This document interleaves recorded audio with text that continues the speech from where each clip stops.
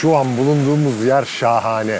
Bu istikamet Trakya. Buranın devamında en ucunda Enez var. Bu taraftaki şu kara parçası ise Gelibolu Yarımadası. Bu arası ise Saros Körfezi. Çok güzel bir hava var ve şahane rüzgar esiyor. Kocadere'nin Ege Denizi'ne karıştığı yerde alüvyonların oluşturduğu harika bir sulak alan. Çok geniş bir arazi, farklı farklı yerlerinde farklı bir sürü kuş var ve çeşitli habitatlar var. Sizinle beraber bu sefer Kavak Deltası'nı keşfediyoruz. Hadi bakalım.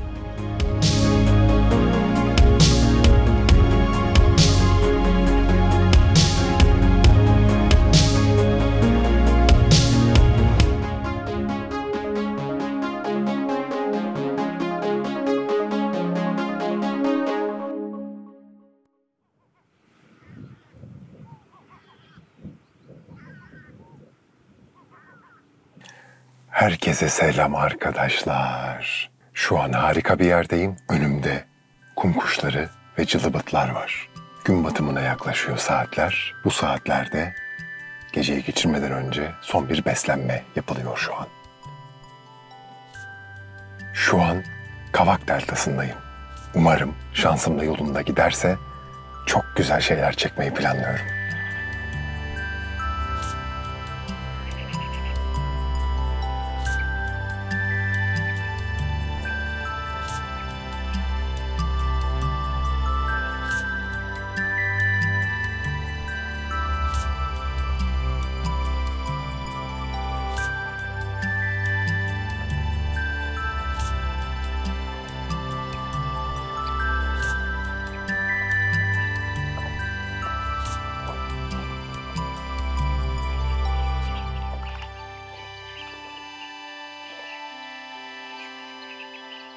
Kum kuşları inanılmaz bir faaliyet içinde. Çok yakınımdalar. Hemen arabanın kenarında su var. Harika bir beslenme telaşındalar. Şu an çok yakınıma geldiler.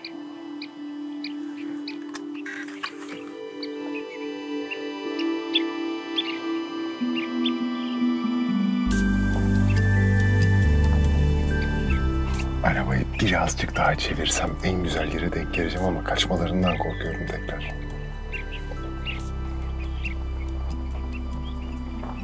Yani ne kadar yakında olduklarını size göstermem lazım. Hemen önümüzde. Daha da gelip konuyorlar abi. Şuraya bak. Hepsi bu tarafa geldi şimdi. Bir grup hemen şurada önümüze kondu. Şurada bir grup var. Şurada çok tatlı bir grup var.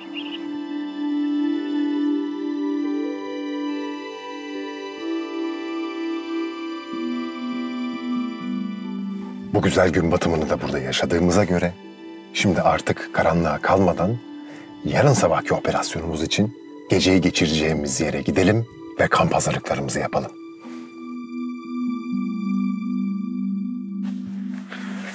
Evet arkadaşlar, kalacağımız yere geldik, kurulduk. Artık ekipmanlarımızı şarj etme ve bir an önce yemek hazırlama zamanı ki vakit kaybetmeyelim. Evet. İstanbul-Çanakkale yolunu yıllardır farklı yerlere gitmek için hep kullandığım zaman her seferinde ya aslında şuralara da gidip bir bakmak lazım deyip bunu bugüne kadar hiçbir zaman yapmadım. Ta ki bugüne kadar. Geçen hafta çok büyük bir heyecanla buraya geldim. Çok güzel keşif gezileri yaptım. Biraz da maceralı oldu. Arabayı 2 kere çamura sapladım. Bir tanesinde kendimi kurtarabildim ama diğerinde traktöre ihtiyacım oldu. Geçen hafta asıl burayı keşfetmek istiyordum ama hem hava muhalefetinden hem de iş yoğunluğundan burada vakit geçirmenin bana pek bir faydası olmayacağı, hatta zararı olacağını anlayıp maalesef geri döndüm. Ama burada geçirdiğim bir gün benim için çok güzel bir araştırma zamanı oldu. Ve nerelerde çekim yapmam gerektiğini geçen hafta keşfettim. Sabah uyandığımızda güneş doğmadan önce büyük ihtimalle 5-5.30 gibi kalkacağız. Tespit ettiğimiz çekim noktasına ulaşacağız. Zifir karanlıkta burayı bulabilmek için kendime dijital ekmek kırıntıları bıraktım. Sabah ekipmanlarımızı toplayıp hareket ettiğimizde bu dijital ekmek kırıntılarını takip edip çekim yapmak istediğim noktaya varacağımı umuyorum. Evet, demin de bahsettiğimiz gibi Kavak Deltası, Saros Körfezi'nin en dibindeki sahilde Kocadere'nin denize dökülürken alüvyonlarla oluşturduğu muhteşem bir sulak alan. Burada 230'u aşkın tür kuş gözlemlenmiş bugüne kadar. Bugün 17 Mart. Yani baharı yaşıyoruz cayır cayır. Göç başlamış durumda. Sadece göç hayvanlarını görmekle alakalı heyecanlanmıyoruz. Gördüğümüz hayvanları en güzel hallerinde, en renkli hallerinde görmeyi umuyoruz ve bunun için de heyecanlanıyoruz. Bildiğiniz gibi sebzelerimiz en önemli besinlerimizden. Evet, pratik bir biçimde besleyici bir yemek yapmaya çalışıyoruz.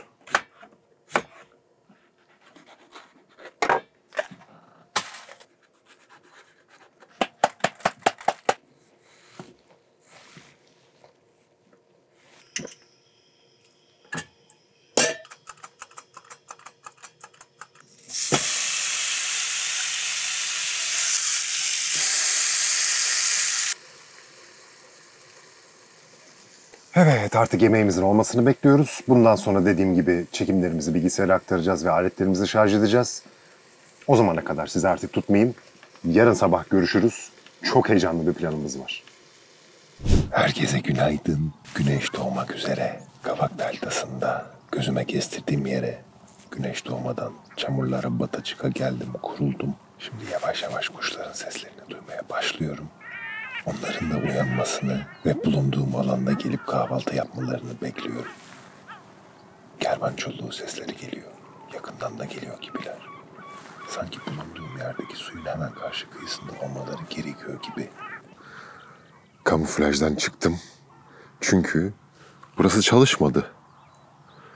Çok umutluydum buradan. Sanırım yaptığım şey pek işe yaramadı. Sabah gözlem yaptığımız noktadan toparlandık.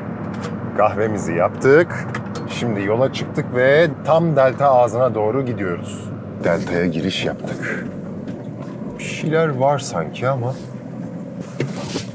Uçuyorlar. Hemen dalıyorum. Havadalar şu an. Orada yakalamaya çalışayım, bakayım kimmiş onlar. Her zaman olduğu gibi hayvanlar çok ürkek. Ay. Peki kimmiş bunlar acaba? Hepsi kervançulluymuş. 30 tane kervançullu. Hayvanlara yaklaşamıyoruz ya. Devam edelim.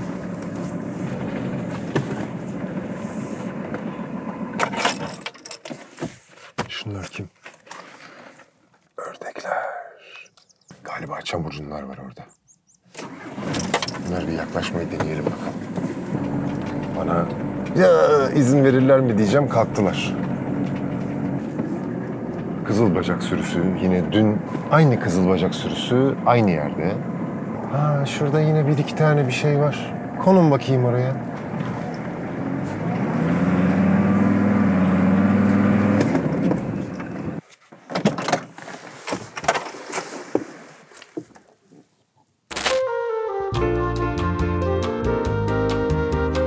Küçük bir çamura saplanma macerasından sonra arabayı bir şekilde akıllı manevra taktikleriyle yerinden çıkartıp şimdi delta ağzına dünkü güneşi batırdığımız yere geldim.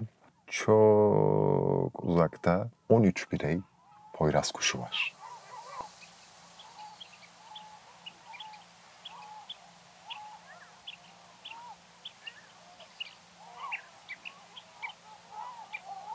Saatin öğlen vakitlerine yaklaşması dolayısıyla etraftaki gezintilerimizi şimdilik bir sonlandırdık. Buraya mobil ofisimizi kurduk. Bir yandan yemekler yendi, bir yandan da ofisim buraya konuldu. Şimdi birazcık iş yapıyorum. Bir tane toplantım bitti. Şimdi sırada bir tane daha toplantı var. Bir yandan çayımı içiyorum, bir yandan da çalışıyorum. Büyük ihtimalle bugün işlerimiz sanırım 2 saat daha sürecek. Akşam da yine birazcık etrafı gezdikten sonra ertesi gün ne yapacağımızı iş durumuna göre de biraz planlayıp bugünü de o şekilde sonlandıracağız. Ama şimdi iş yapmaya devam etmem lazım. İşlerimizi bitirdik bugünlük. Şimdi tekrar deltanın ağzına doğru ilerliyorum. Cılıbıtlar, cılıbıtlar. Çok ters ışık. Gitsem mi, kalsam mı? Çöktüm, oturdu oraya. Ya seni yerim. Ne kadar tatlı ya. Burada en azından ürkek olmadığını gördüğümüz bir grup kıyı kuşu da var. Dünkü kum kuşları harikaydı mesela. Bugün o kum kuşlarına güzel bir operasyon yapmayı planlıyorum akşam. Bu çocuk burada böyle yere oturdu. Hop, ayaklandı şimdi. Minik minik ilerlesem iyi olur diyor.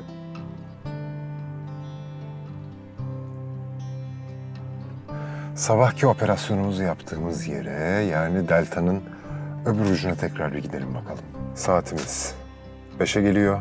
Orada istediğimiz verimi bulamazsak günü batırmaya buraya tekrar geri döneriz.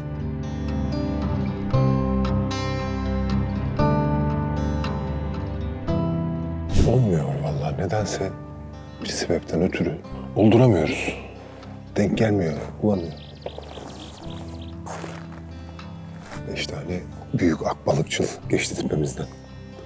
Yok, burası da çalışmadı. Buraya tam yeni yatmışken yine güneyden çok kalabalık bir pelikan sürüsü geldi, deniz kenarına kondu yine. Kondukları yerde tepeli pelikanlar vardı. Bu yeni gelenler ak pelikanlar. Diğer pelikanların yanına kondular. Evet, güneşin batmasına herhalde 10-15 dakika falan var. Buradan maalesef bir şey çıkartamayacağımız için biz de kalkıp gidelim. Arabaya dönelim, yemeğimizi yapalım.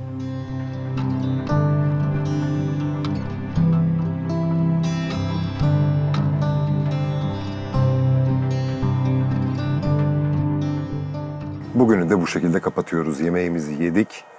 Çektiklerimizi bilgisayara şu an aktarıyoruz. Saat şu an 9.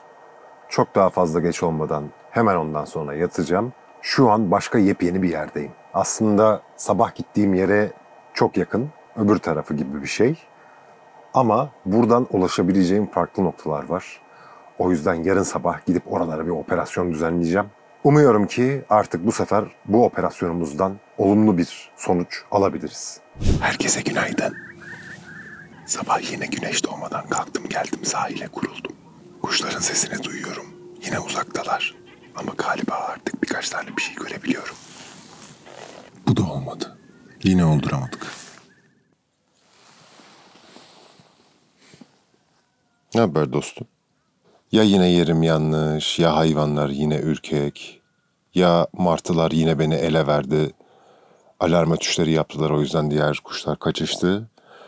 O yüzden olmadı. Lokasyon çok güzel, kuşlar çok güzel. Bir türlü yaklaşamıyoruz. Şimdi o yüzden kahve yapacağım ve yine öbür tarafa geçeceğim. Bir oraya, bir buraya, bir oraya, bir buraya.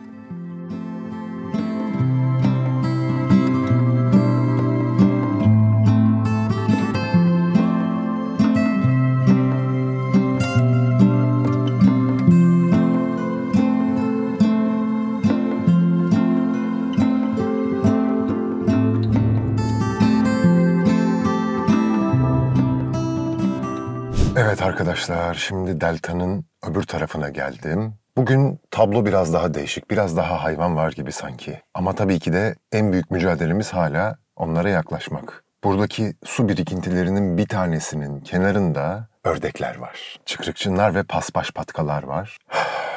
Ama onlara yaklaşabilecek miyim hiç bilmiyorum.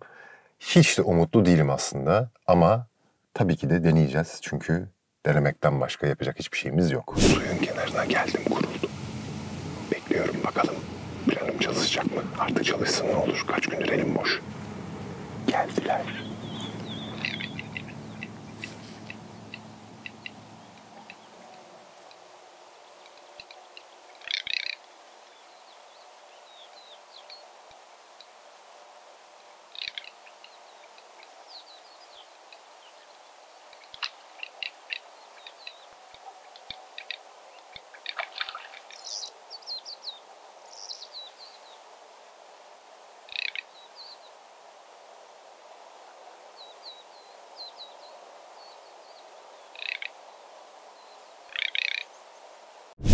Çıkrıkçınlar tepemde birkaç tur attıktan sonra bir kere suya konmayı denedi. Biraz durdular. Ama yine çok güvenli hissetmediler. O yüzden kalkıp tekrar gittiler. Şimdi de saat öğlene doğru yaklaştığı için bence buradaki olayımızı artık daha fazla sürdürmeyip arabaya dönüp artık yemek yiyelim. Şurada uzunlamasına bir göl var. Burada ördekler gördüm hep.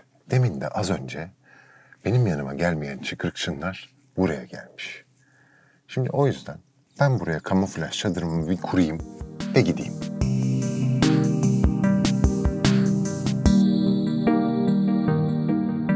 Son derece güzel bir yerde yemeğimizi yedikten sonra şimdi artık yolumuza devam edeceğiz. Kamuflaj çadırımı da kurdum. Şimdilik sadece bu kadar kısmını yaptım. Çünkü hayvanlar en azından burada böyle bir objeye şimdiden mümkün olduğunca alışsınlar istedim. Aynı performansı sabahta bekliyorum çıkrıkçınlardan. Evet, şimdi bunu burada bu şekilde bırakacağız ve yolumuza devam edeceğiz.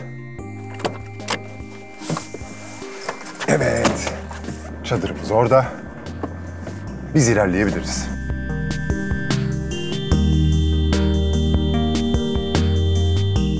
Ya şurada bir kuşlar var. Bunlar kim? Oo, şurada da bir yırtıcı var. Evet, yırtıcımız saz derecesi.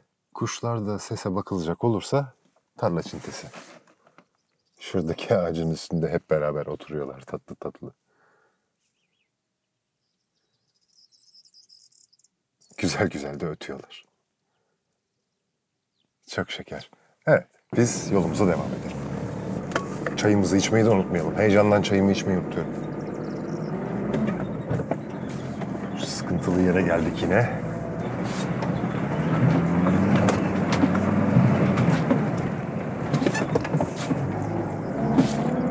Her seferinde buradan geçmek biraz daha zorlaşıyor.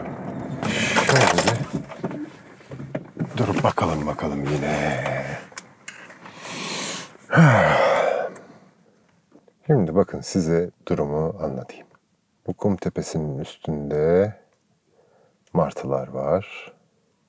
Kum tepesinin arkasında Akdeniz martıları var. Çok kalabalık bir grup. Yani onlar Akdeniz martısı büyük ihtimalle. Şurada bir tane kervan çulluğu var. Devam edelim. Bunlar sanırım yine Akdeniz martısı. Devam edelim. Delta kocaman. Şu kim? Kaşıkçı mı o? Sabah bir tane kaşıkçı vardı. Belki de odur. Daha da devam edelim. Şurada bir küçük akbalıkçılığımız var. Evet, bayağı yakın duruyor bize. Devam ediyoruz. Şu beyazlar kim acaba? Yani size şunu anlatmaya çalışıyorum. Etraf kuş dolu. Ama yaklaşamıyoruz. Şurada poyraz kuşları var. Yine kervan çolukları var. Ama hiçbirine yaklaşamıyoruz. Ne oldu? Bir grup küçük yine bir kıyı kuşları geldi. Kim onlar? Yine cılıbıtlar mı? Cılıbıtlar. Evet. Şöyle bir bakıyorum. Ördeklerin olduğu yer boş görünüyor. Burada şu an hiçbir şey olmadığına göre deltanın yine öbür ucuna gidelim.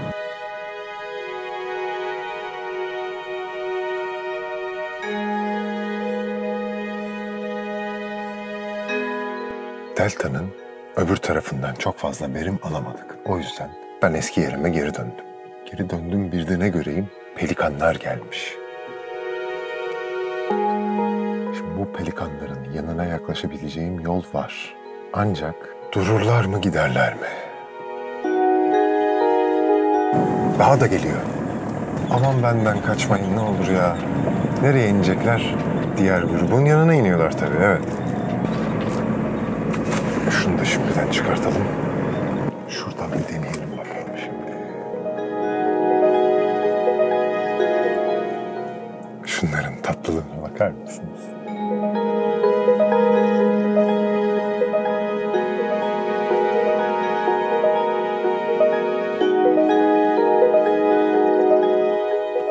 Çok güzeller. Hadi biraz daha yakın deneyelim.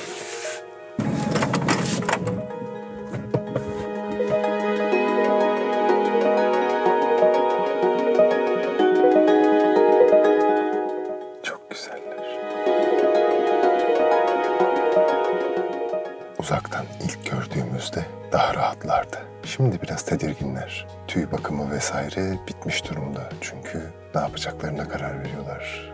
Tehlike geçti mi? Yoksa hala devam mı ediyor? Şu an karar aşamasındalar, hala biraz tedirginler. Tamamen benden kaynaklanıyor tabii. Gerçi yok. Rahatlamaya da başlamışlar. Bunlar daha büyük kuşlar oldukları için büyük ihtimalle birazcık daha korkusuzlar. Aynı yerde daha küçük diğer kıyı kuşlarına bu kadar yaklaşmam söz konusu değil. Dövüşken kuşlar ve çamur çullukları burada beslenirken kesinlikle bu kadar yaklaşamıyordum onlara. Bir de belki de göçten geldikleri için yol yorgunular. Onun da etkisi olabilir. Gagalarını nasıl da iç dış yapıyorlar, temizliyorlar.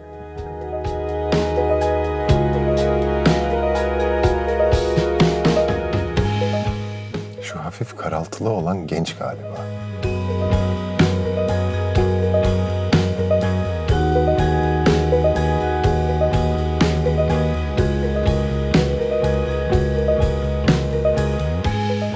Pelikanlar bakımlarını yaptı, gagalarını temizledi ve şimdi uyudular. Büyük ihtimalle yorgunlar. Bazıları hala minik minik bakımlarına devam ediyor. Ama artık uyudular. Artık onları rahat bırakıp dinlenmelerine izin verebiliriz. Hadi gidelim.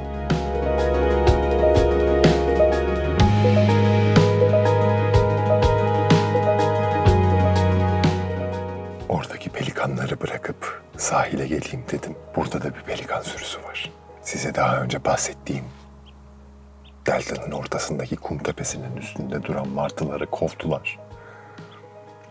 Şimdi kendileri oturdu oraya. Neler oluyor acaba?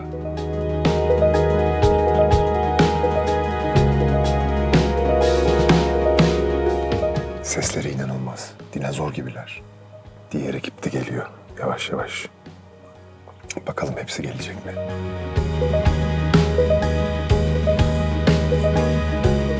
Pelikanların arkasından ördekler uçtu. Evet, pelikanların bazı diğerleri de geliyor.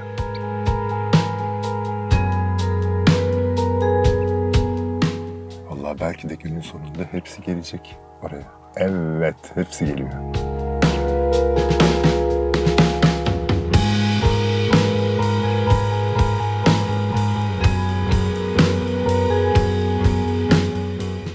Daha da geliyorlar.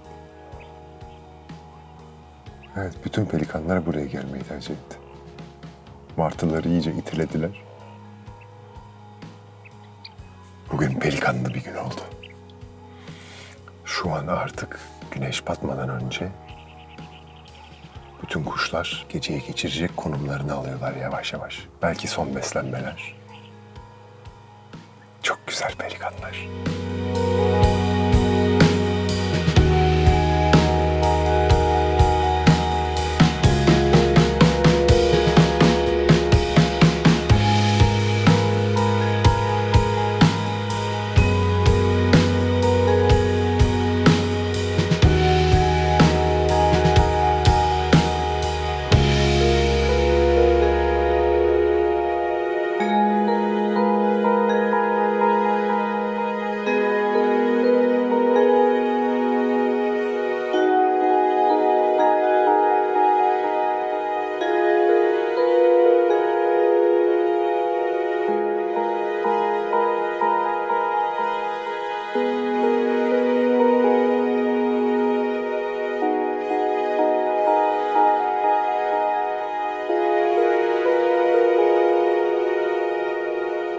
Yemekler yendi, akşam mesaimiz başladı.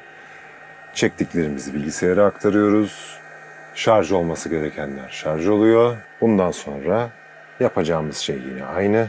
Sabah olacak, 5 gibi kalkacağız. Kurduğumuz kamuflaj çadırımızı gideceğiz, kurulacağız. Ve ondan sonra ördekleri bekleyeceğiz. Yani bugünü de böyle bu şekilde kapatıyoruz. Yarın umarım ördeklerle beraber tekrar görüşürüz. İyi geceler. Herkese günaydın. Sabahki operasyonumuz olmadı. Çünkü 5.30'da bir uyandım ki şakır şakır yağmur yağıyor. Bugün çok yağmurlu bir gün. Şimdi de hala minik minik yağmaya devam ediyor. Ama o kadar güzel uyudum ki. Saat şu an 8.30'u geçmiş durumda. 10'da yattım. Mışıl mışıl uyudum. Şu geçtiğimiz 1-2 gün içinde o kadar çok yorulmuşum ki. Şu an müthiş durumdayım o yüzden. Bugün aslında zaten bilgisayar işlerime ayıracaktım. O yüzden aslında etrafta yağmur oluyor olması bir anlamda aklımın dışarıda kalmaması için iyi bir şey. Ama bir yandan da hava güneşsiz olduğu için güneş panelimiz çalışmıyor ve bütün gün elektrik kullanacağım. Bu bilgisayar işlerimiz için bir problem, elektrik sıkıntısı. O yüzden ara sıra yer değiştirmek durumunda kalabilirim. Ama bugün çalışıp verimli bir gün geçirme durumundayım. Şöyle bir manzaramız var. Burada böyle eşyalarımız duruyor. Isıtıcının hava üfleyen kısmı hemen şurada yatağın altında. Ayakkabıları buraya bu şekilde koyuyorum ki kurusunlar diye. Dışarıda ise şöyle bir manzaramız var. Görebileceğiniz gibi gri, soğuk ve ıslak bir gün var dışarıda. Pelikanlar dün buradaydı. Geceyi orada geçirdiler. Sabah ilk kalktığım zamanlarda bir dönüp baktım. Hala oradalardı ama... Yo hala oradalar. Gittiler sandım. Ortaya toplanmışlar. Pelikanlarımız da hala orada. Şimdi kahve yapacağım kendime. Burada bilgisayarımı kuracağım ve çalışmaya başlayacağım. Mobil ofisimden sizlere merhaba. Bu şekilde güzel bir düzenim var burada. Ofisimi buraya kurdum. Şurada yatak pozisyonunda hala devam ediyorum çalışmaya. Şimdi saate öğlen ettik. Yemek saati geldi. Yemekten sonra aynen bu şekilde çalışmaya devam etmek istiyordum. Ancak akü durumumuz şu an kötü durumda. O yüzden maalesef çalışmaya ara verip arabayla etrafta biraz gezmek zorunda kalacağım. Kahvaltımız hazır. Çayımız demleniyor. Şimdi bu yemeklerimizi hemen yiyip sonra yolumuza koyuluyoruz. Gece kaldığımız yerden kalktığım yine deltanın ağzına geldim. Bugün etraf fazlasıyla boş. Hava soğuk diye mi bilmiyorum. Şimdi delta ağzında kıyı kuşlarına bakıyorum. Akça cılıbıtlar ve küçük kum kuşları var. Şurada bir küme kum kuşu var. O kadar tatlılar ki beraber birbirlerine sokulmuşlar. Yüzlerini rüzgarın geldiği tarafa doğru çeviriyorlar ve sırtlarına gömüyorlar. Kum kuşlarına çok daha fazla yaklaşamıyoruz. Dün çıkrıkçın çektiğimiz yere, oradaki o göle gidelim bakalım orada ne oluyor. Sabah yağmur yağdığı için yerler bugün biraz tehlikeli. Feci kayıyoruz. Etraf çok acayip çamur olmuş. En sorunlu yerlerden biri burası. Bakalım burada ne olacak.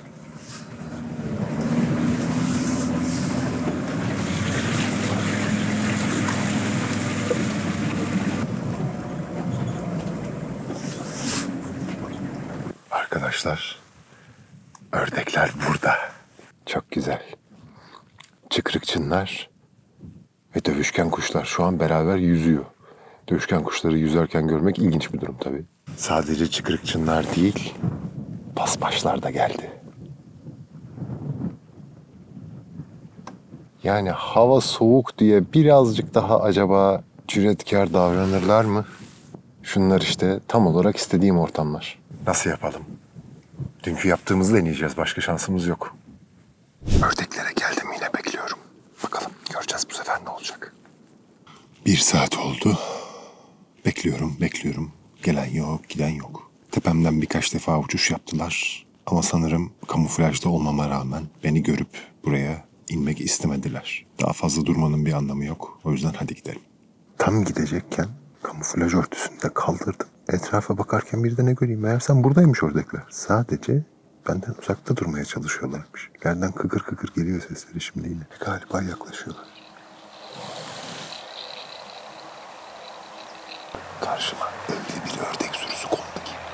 Yüzlerce çıkırıkçın var. Tam gidecekken böyle bir şey oldu. Çok uzaktalar.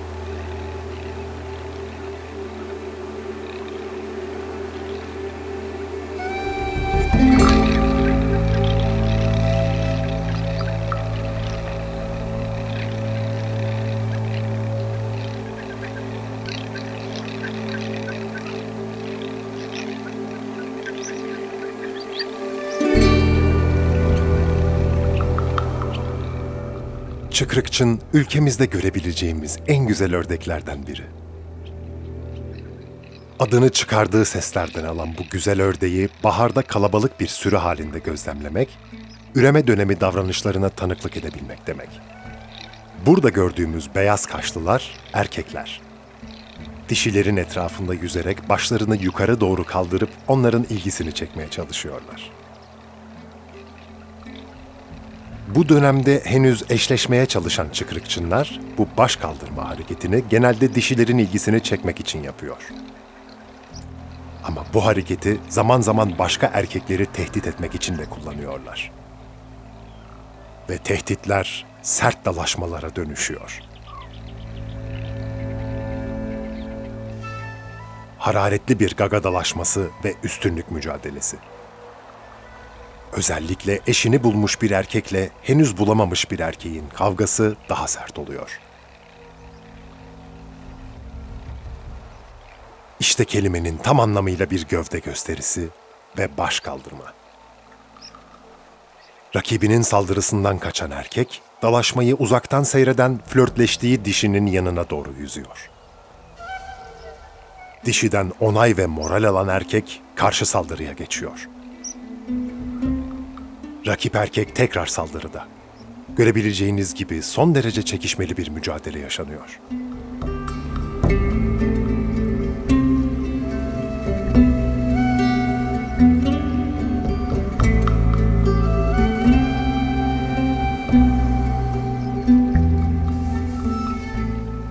Rakip ördek iddialı. Bir başkaldırı tehdidi daha. Dişi flörtleştiği erkeği desteklemeye devam ediyor ve yine onay ve moral alan esası olan tekrar karşı saldırıya geçiyor.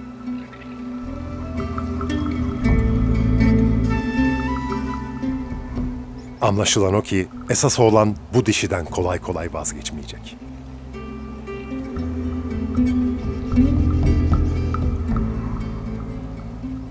Tüm bunlar olurken sürünün diğer bireyleri bu sakin gölde beslenmeye ve dinlenmeye devam ediyor. Çıkrıkçınlar gerçekten de çok güzel ördekler. Şu o kadar çok istediğim bir şey ki ne kadar uzun zamandır. Kalabalık bir ördek sürüsü yakından. Yüzün üstünde herhalde çıkrıkçın var. Dünden beri beklediğimiz yerde en sonunda geldiler kondular. Tam gidiyordum. Şu an benden uzaklaştılar. Gölün öbür ucundalar. Hala kırt kırt kırt diye sesleri geliyor. Tam ters ışık olmamıza rağmen çok güzel görüntüler çıktı. 3 saati geçti. Soğuk toprakta yatıyorum. Ellerimi hissetmiyorum artık. O kadar mutlu bir durum ki ama. En sonunda ördeklerime kavuştum.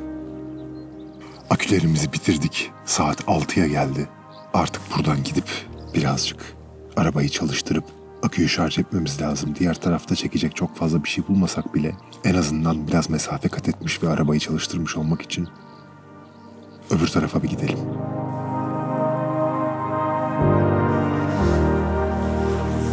Çok güzel buralar. Harika yerler. Evet, 3 saattir burada böyle yatıyordum. Harika bir şekilde günü batırdıktan sonra buraya geldik. Burası aslında ördekleri çektiğimiz yerin azıcık ilerisi. Şöyle güzel bir gelişme yaşandı ki bu ses size geliyor mu? Balaban sesi bu.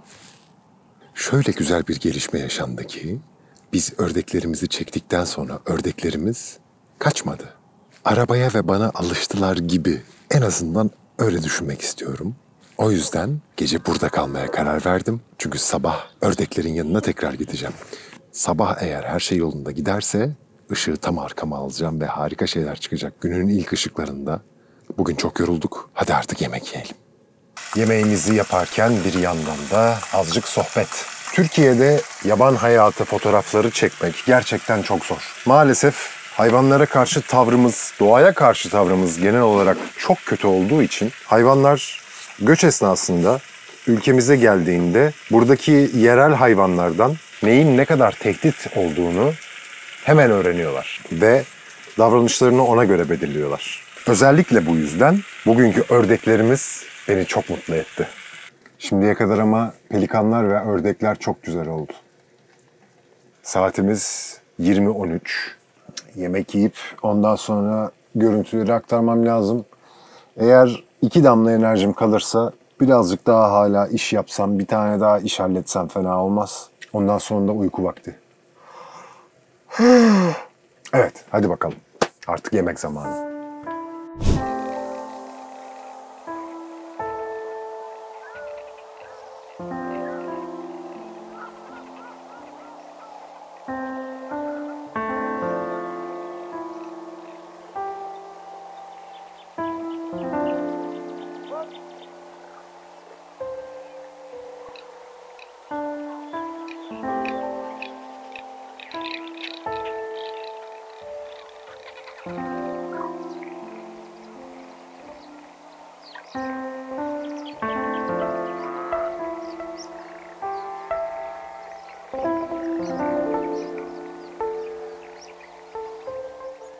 Günaydın. Güneş doğmadan geldim yine. Gölün kenarına yattım. Ördekler burada. Tepemizden uçtular az önce. Göldeler besleniyorlar. Etrafta geziyorlar. Işık çok güzel. Bugün güneş açtı. Çok yakınıma geliyor gibi oluyorlar ama yine gidiyorlar. Şimdilik biraz uzaktalar.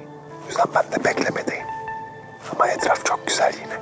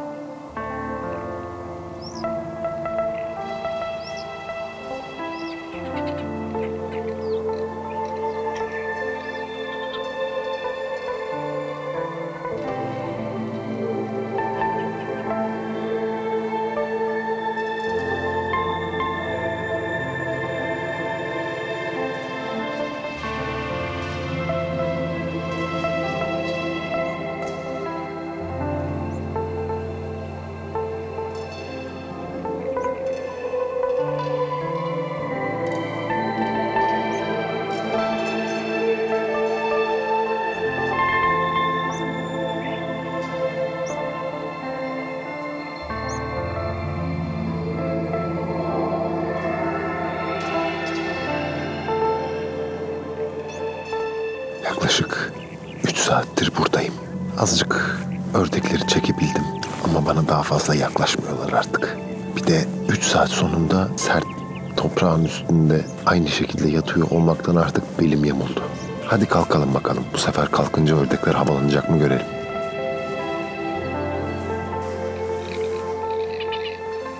Hoppa, havalandılar.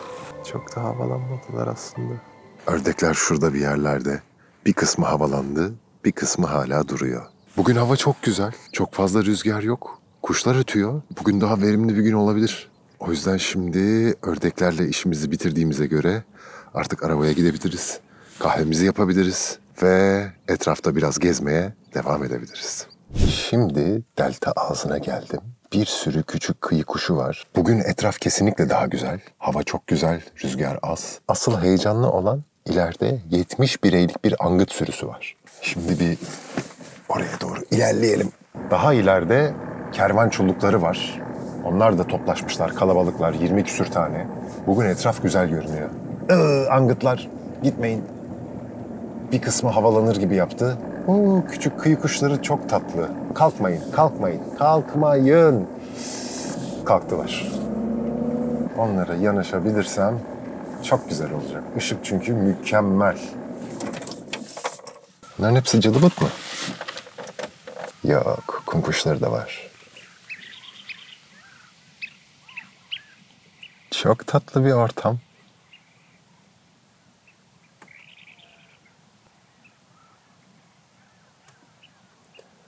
Tam olarak onlara uygun bir alan işte burası.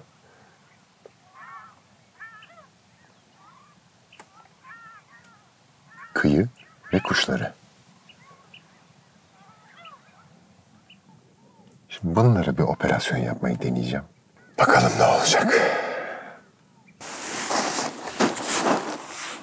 Kamuflaj aldım üstüme. Makineyi kum torbasının üstüne koydum. Şimdi kumun üstünde sürünüp kuşlara yaklaşmaya çalışacağım. Üstüm başım batacak. Hadi bakalım.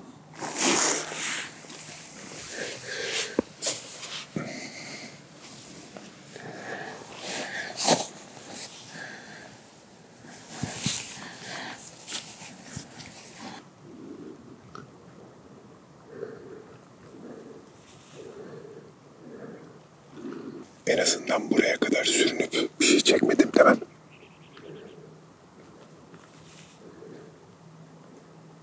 Bunu yapma, bunu yapma. Hayır ya.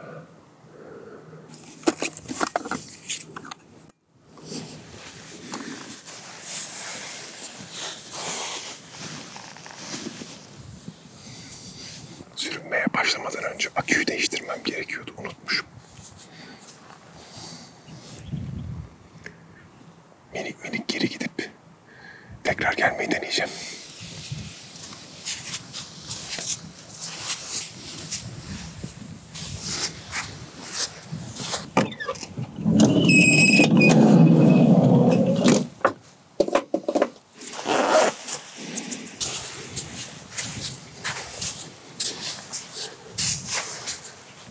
Güzel. Hala duruyorlar. Sürünmeye devam ediyoruz şimdi.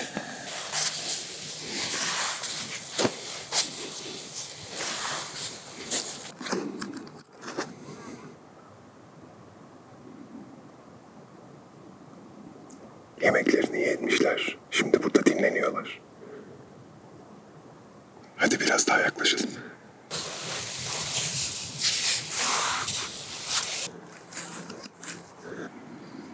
Azıcık uykularından faydalanıyoruz tabii.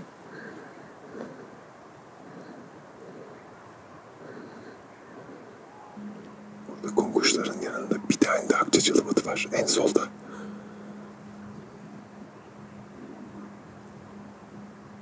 Hadi biraz daha sürünelim. Bu bence artık son şansım.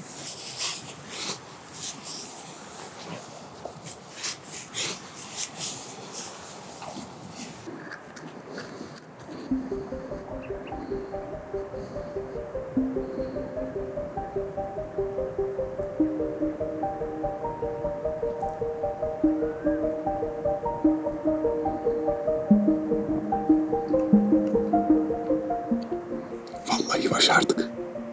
Oluyor.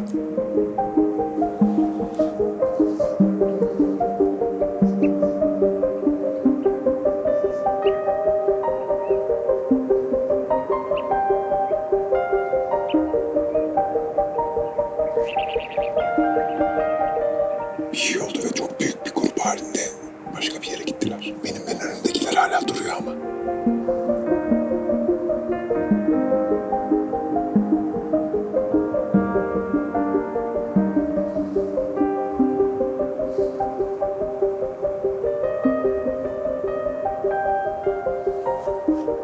Az önce havalandığını söylediğim büyük grup sol tarafıma gelmiş konmuş. Bakalım kendimi çevirip onları görebilecek miyim? Şu an iyi durumdayız gibi.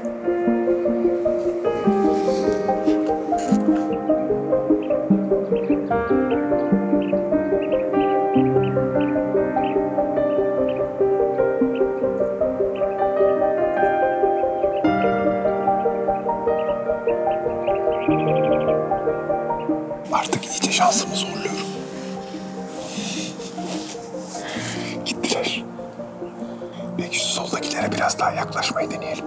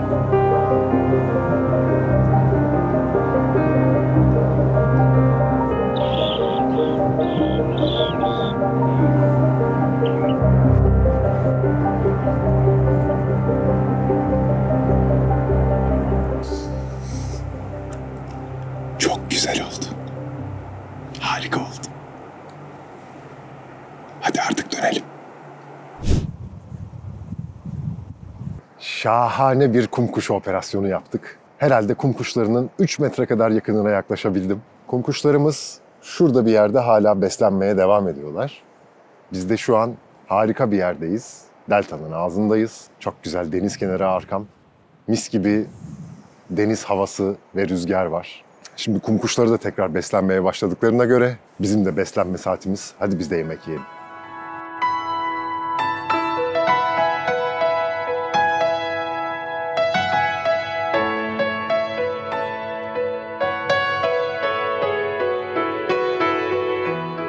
Kavak Deltası'nın bütün çevresini gezdiğimizi düşünüyorum. Mendire'ye bir kere gittim sadece ama zaten etrafında çok fazla bir şey yokmuş.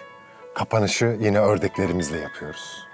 Bu göl son 2 günde çıkrıkçınlarla inanılmaz bir sürpriz yaptı. Demin saymaya çalıştım. Havalanmadan önce 250'yi geçmişti.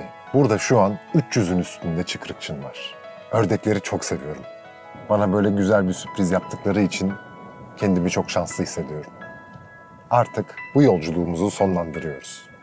Benimle bunun gibi daha başka yerleri keşfetmek istiyorsanız ve bunun gibi başka videolar izlemek istiyorsanız kanalıma abone olun, sosyal medya hesaplarımızı takip edin. Bir sonraki videoda görüşene kadar kendinize iyi bakın, hoşça kalın.